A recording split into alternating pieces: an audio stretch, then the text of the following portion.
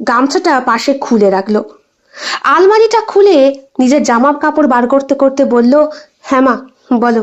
কি রে, কালকে সারা রাত একবার ফোন করলি না? তোর নাইট ডিউটি ছিল না? গাড়ি নিয়ে বেরোসনি? না মা, কালকে থানাতেই ছিলাম। কালকে খুব একটা ডাক টাক আসেনি।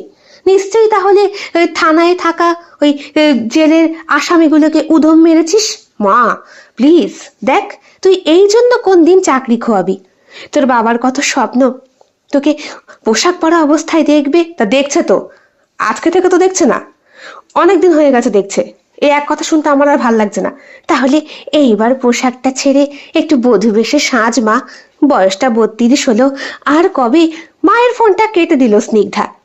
মা যখনই ফোন করে তখনই বিয়ে নিয়ে ব্যস্ত হয়ে পড়ে। স্নিগ্ধার মাথায় প্রচন্ড চাপ, তার উপরে বিয়ে থাওয়া, এসবের আবার সময় আছে নাকি? আলমারিতে অনেক জামা কাপড় ভাঁজ করা, কিন্তু দিনের আর রাতের বেশিরভাগ সময়টাই পুলিশের পোশাক পরে কাটে বলে এই পোশাকগুলোকে আর স্পর্শ করা হয় না।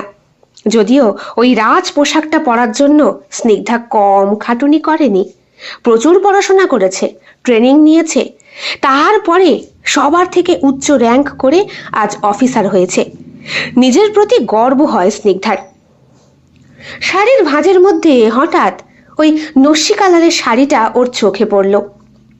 এই শাড়িটা ওকে সমীরণ কিনে দিয়েছিল সেইবার, প্রথম যেবার ওরা একে অপরে সরস্বতী পুজোয় ঘুরতে যায় সেইবার। বয়স তখন কত, 17 কি 18 বছর। মাধ্যমিক পাশ করে কোয়েট স্কুলে ভর্তি হয়েছিল স্নিগ্ধা। সেইখানেই সমীরণের সঙ্গে পরিচয়। যদিও প্রথমে জানতো না সমীরণ যে কোটিপতি বাপের ছেলে। একটা নর্মাল সাইকেল নিয়ে স্কুলে আসতো, পড়াশোনা করত, মোটামুটি ভালোই ছিল।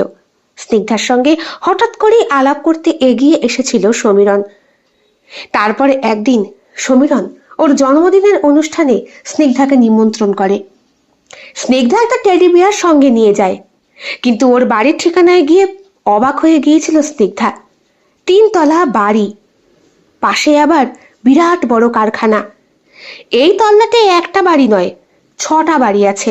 শুধু এখানে নয়, গোটা ভারতবর্ষে ছড়িয়ে ছিটিয়ে জায়গায় জায়গায় জমি, বাড়ি আর প্রচুর টাকা।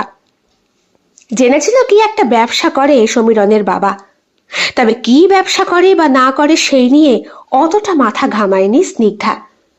আজ ঘামাতে হচ্ছে, কারণ সম্পূর্ণ চাপটা সমীরণকে ধরার জন্যই ওপর মহল থেকে আসছে।